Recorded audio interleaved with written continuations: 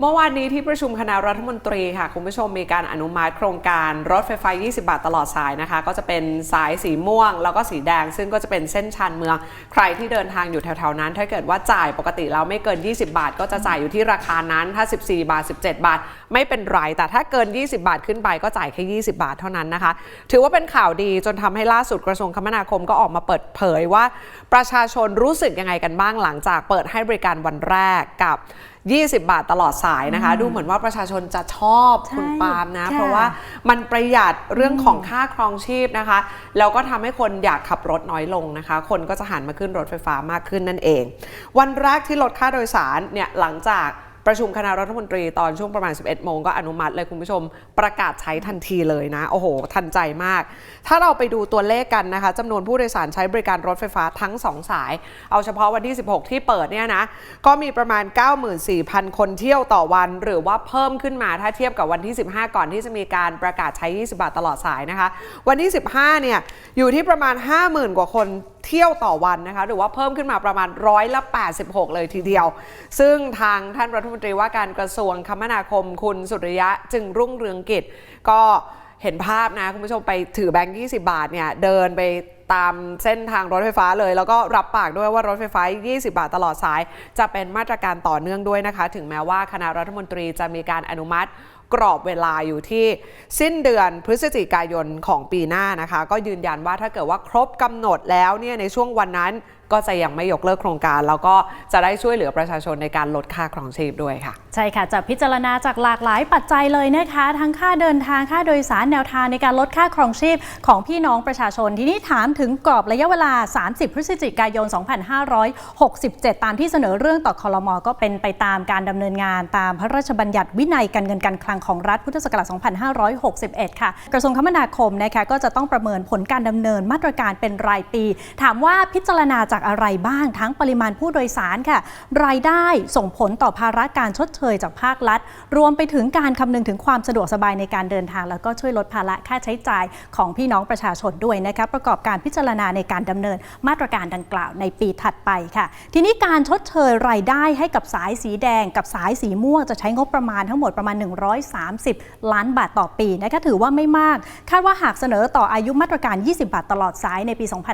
2567 รัฐก็จะชดเชยลดลงเพราะว่ามีปริมาณผู้โดยสารเพิ่มขึ้นน่าจะทำให้ผลขาดทุนนั้นลดลงค่ะก็ต้องประเมินผลมาตรการเป็นรายปีต่ออายุเป็นรายปีขณะที่ถามว่ารถไฟฟ้าสายอื่นๆจะได้เห็นราคา20 บาทตลอดสายเหมือนแบบนี้หรือเปล่านะคะท่านรัฐมนตรีว่าการกระทรวงคมนาคมก็บอกว่าประเด็นนี้กระทรวงคมนาคมจะแต่งตั้งคณะกรรมการเจรจาร่วมกับภาคเอกชนต่อไปดำเนินนโยบายค่ารถไฟฟ้า20 บาทตลอดสายครอบคลุมโครงข่ายของกรุงเทพมหานครและปริมณฑลในทุกเส้นทางตามเป้าหมายจะดำเนินการภายใน2 ปีอีกด้วยค่ะก็หลายคนก็ยังรอลุ้นสำหรับรถไฟฟ้าสายสีเขียวด้วยว่าจะ20 บาทตลอดสายได้หรือเปล่านะคะจากรถไฟฟ้าในกรุงเทพมหานครขยับไปดูอีก1เส้นคุณผู้ชมอันนี้น่าสนใจมากก็คือการเชื่อมอาเซียนกับทางประเทศจีนนะคะที่ประชุมคณะรัฐมนตรีก็มีการอนุมัติดำเนินโครงการก่อสร้างรถไฟทางคู่ช่วงขอนแก่นหนองคายของการรถไฟแห่งประเทศไทยด้วยนะคะเส้นนี้ก็ถือว่ายาวเหมือนกันระยะทาง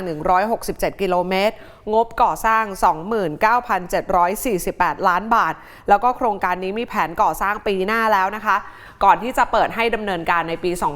2570 ค่ะก็คาดว่าถ้าเกิดว่าโครงการนี้เสร็จนะคะก็จะมีทั้งการขนส่งผู้โดยสารขนส่งสินค้าค่ะไม่ว่าจะเป็นปริมาณผู้โดยสารน่าจะมีจำนวนประมาณ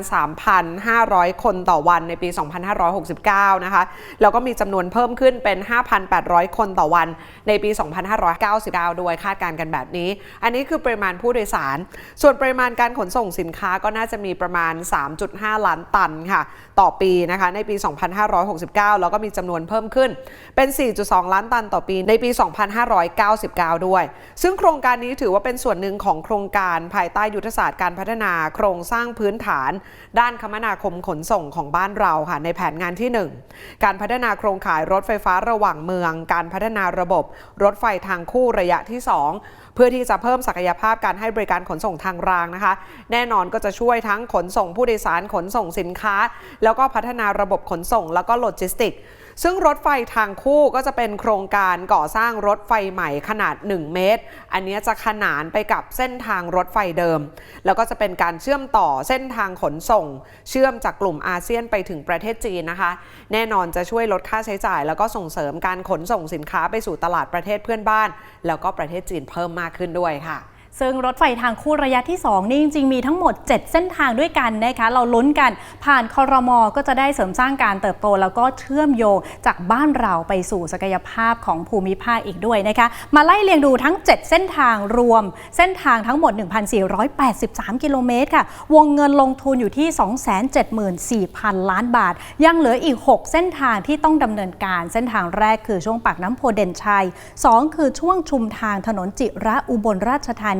3ช่วงชุมพรสุราษฎร์ธานีค่ะต่อมาคือช่วงสุราษฎร์ธานีไปชุมทางหัดใหญ่สงขลาแล้วก็ช่วงชุมทางหัดใหญ่ประดังเบซานะคะรวมไปถึงช่วงเด่นชัยแล้วก็เชียงใหม่ด้วยค่ะซึ่งโครงการที่ 1-5 นี้น่าจะเริ่มทยอยเข้าครม.ได้ภายในช่วง 1-2 ปีนี้ยกเว้น1โครงการคือโครงการที่6นะคะก็คือเด่นชัยเชียงใหม่อยู่ระหว่างการจัดทำข้อมูลเพื่อเสนอขออนุมัติโครงการแล้วก็กำลังศึกษาผลกระทบของสิ่งแวดล้อมอย่าง EIA ด้วยค่ะก่อนหน้านี้มีการดำเนินโครงการรถไฟทางคู่ระยะเร่งด่วนไปแล้วทั้งหมด5เส้นทางนะคะได้แก่เส้นทางที่1ก็คือเส้นทางสายเหนือ